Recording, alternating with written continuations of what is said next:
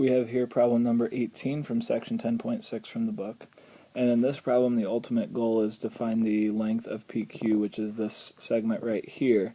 But along the way, we're going to need to find the length of this segment right here.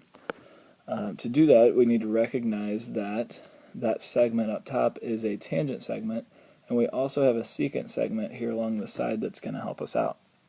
Since we have a tangent segment and a secant segment, that means we'll be able to use theorem 10.16 from the book, and that theorem says that the length of the tangent segment squared is equal to the length of the external segment times the length of the secant segment.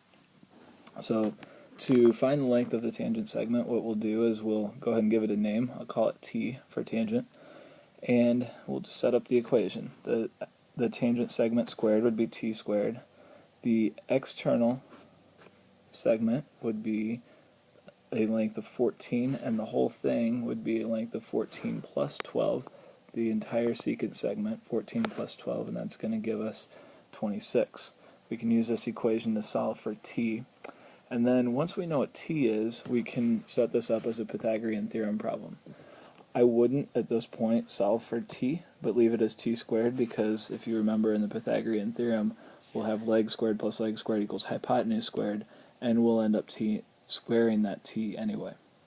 I would call, in this case, that segment d, and we can set up a Pythagorean theorem problem to solve for d and get our final answer.